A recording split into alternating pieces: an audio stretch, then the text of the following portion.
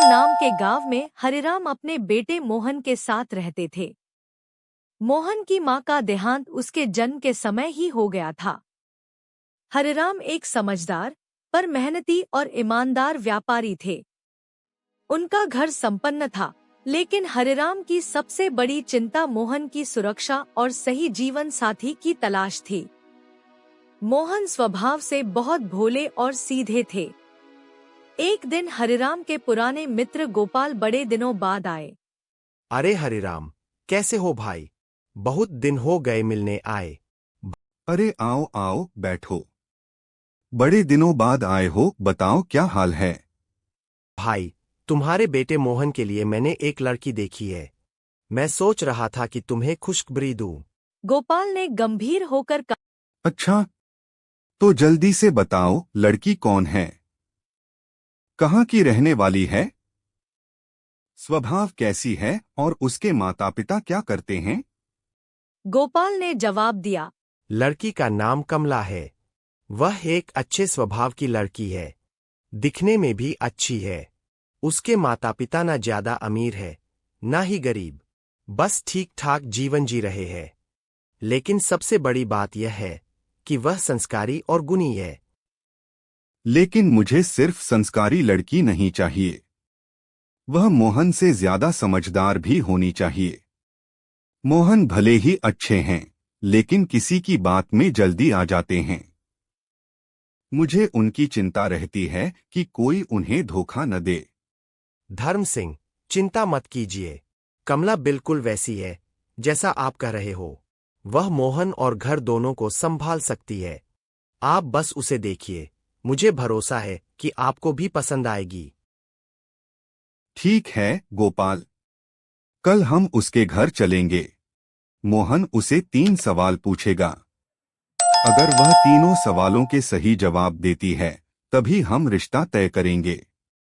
नहीं तो मना कर देना। पिताजी, मैं वादा करता हूं कि मैं सही से सवाल पूछूंगा और उनके जवाब आपको बताऊंगा।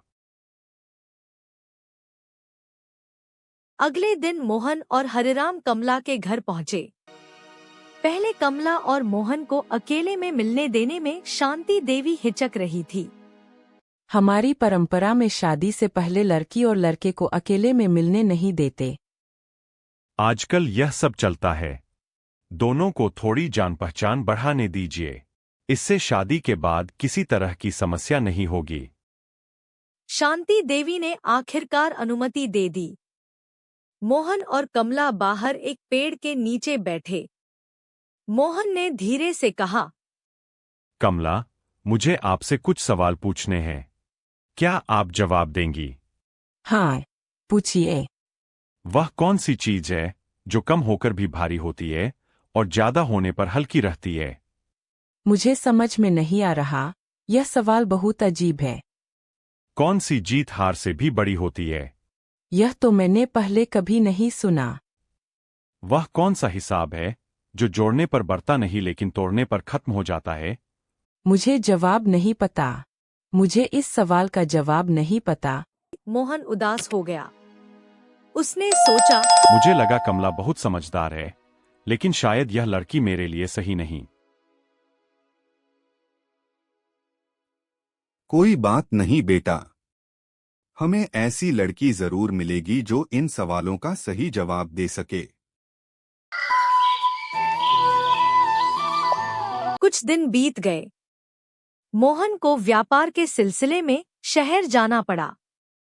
रास्ते में कुछ लुटेरों ने उसे घेर लिया। यह बैग हमें दे दो, नहीं तो तुम्हें नुकसान होगा। नहीं, यह मेरा बैग है। मैं इसे किसी को नहीं दूंगा।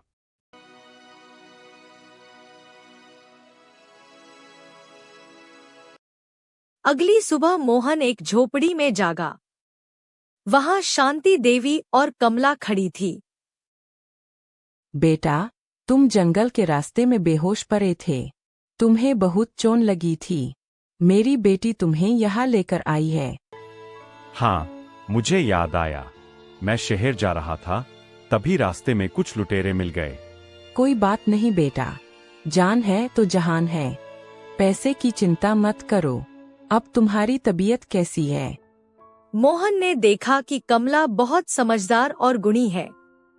धीरे धीरे उनके बीच दोस्ती बढ़ी।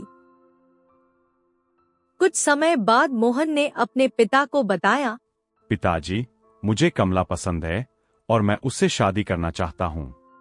बेटा, याद है तुम्हें 3 सवाल पूछने थे। अब पूछो और देखो। बेटा, तुम्हारी तलाश पूरी हुई। यही लड़की तुम्हारे लिए सही है। अमीरी गरीबी से कोई फर्क नहीं पड़ता। लड़की समझदार और ईमानदार है। यही मेरे लिए सबसे बड़ी खुशी है। मोहन और कमला की शादी तय हो गई। शादी के बाद कमला ने घर और व्यापार दोनों संभाले। हरिराम ने अपने खजाने का राज सिर्फ कमला को बताया। कुछ समय बाद हरिराम की तबीयत बिगड़ गई और उनका देहांत हो गया। लेकिन कमला ने मोहन और घर दोनों संभाले। मोहन ने समझदार जीवन साथी पाई और दोनों खुशी खुशी जीवन बिताने लगे।